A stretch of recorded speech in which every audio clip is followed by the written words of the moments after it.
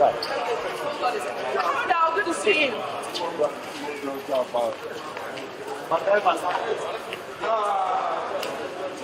That's one.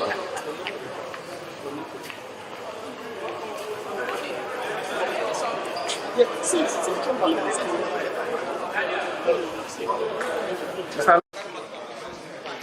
Please, can we talk to you?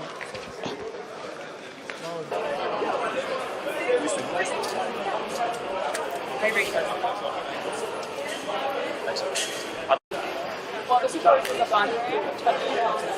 There's things that I'm walking with friends. Libya for the reverse fixture in 2025.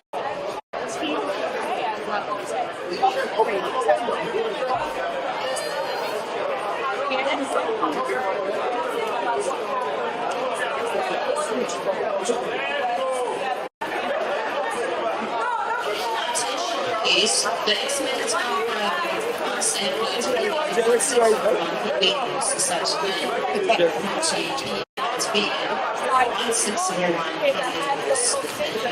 on the positive.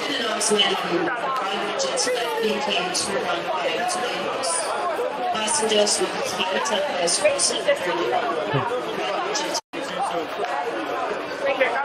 Can we talk to you? Hello, how are you?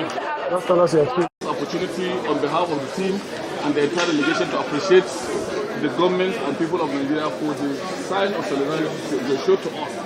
The fact of a flight in a day that we paid, the port of landing, to having to make what took place, but the bottom line is that, let me thank all of you for the great show of maturity. In spite of what took place, in spite of the provocation, we've seen all the pictures, the kind of manner that you were treated, and how you had to try to see whether you could even find some rest in the airport, how you were stopped from leaving the airport. And in spite of all of that, you remained calm, you remained mature, and you had the spirit that is typical. Kochi, we want to find out how did it go in Libya, your experience? Well, obviously it was not a good experience. And not at this time you expect a country to behave like that. We all know how football can unify the entire world. It's entertainment, you know. But for the Libyans to put off such act, it was very surprising for me. Up to now I still cannot comprehend. It's been like since yesterday morning we left the shores of this country.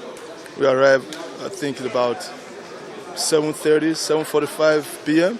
And up till now, we've not closed our eyes, you know.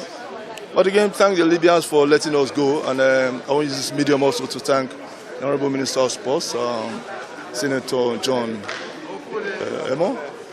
And of course, the government who intervened at the appropriate time. You know, it's been... The bus have remained calm, no doubt about that. Tango will arrive back home safely. My pleasure. And what is the resolution? Well, it was a very terrible experience, something that we never expect at this 21st century. It was a very unfortunate situation. We found ourselves in a very terrible situation. As you are all aware, we left Nigeria from Uyo to Kano with the intention of landing in Benghazi, because that was the approval that was given to the chartered aircrafts. But unfortunately, some minutes for us to land, the captain informed us that he was directed not to land in Benghazi by the higher authority. So he's taking us back to a place they call Al-Alabat for us to land. It was a very terrible experience. The pilot has to manage himself to see how he can land with us in a situation, in an airport that was not fully ready to receive us. But that's not even the story. We spent 12 hours or close to 18 hours locked in a conference hall without water, neither water, no food, no internet, no network, no communication whatsoever with anybody. And the highest disturbing thing was for us to communicate to our embassy people to tell us that they were not even given permission to come to Benghazi, talk less of coming to our own side. So we are left hopeless. We don't even know where to go. We cannot move out. When we intend to go out to even try and source things for ourselves, we are being blocked and the airport was locked that we cannot go to anywhere. We are just left with the military officers, and it was a very unfortunate situation. But we thank God that we are back home, and we take it from there. So what's the way forward? Now the way forward is that we have already lodged our complaint to CAF, and every little bit of information about the incident has been communicated to CAF. Then we wait and see and hear the result of the disciplinary committee of CAF on the decision they are going to take. But I just want to assure you that this is a very terrible experience that we cannot ever expect any human being to go through it. Thank you very much. Minister, yes, sir. Now that they are back, now that we are back, they are back. What is the next line of action?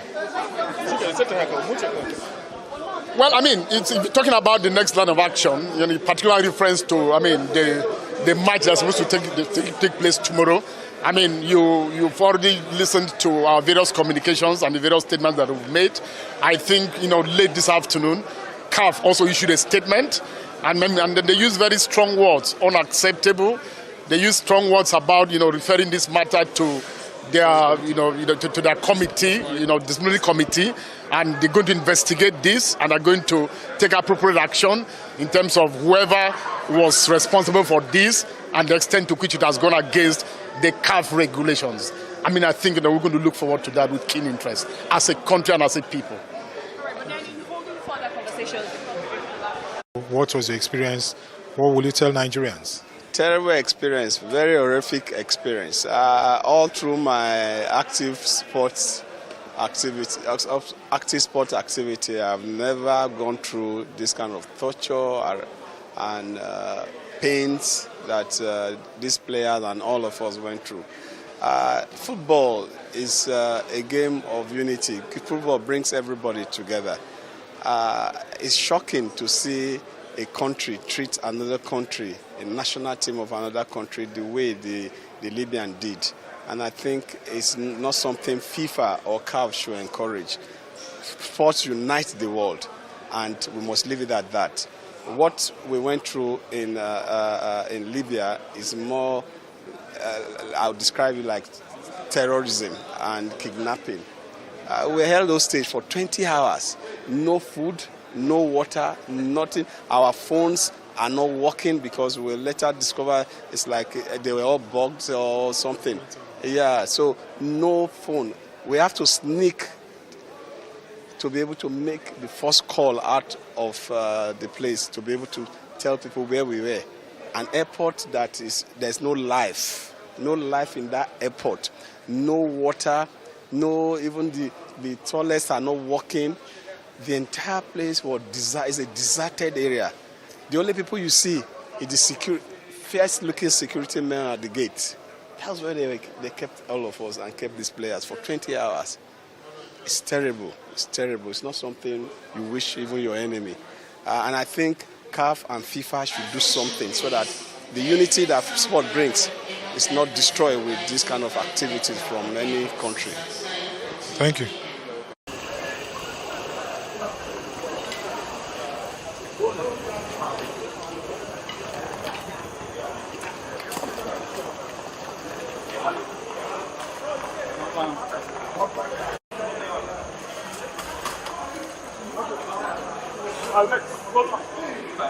Ici.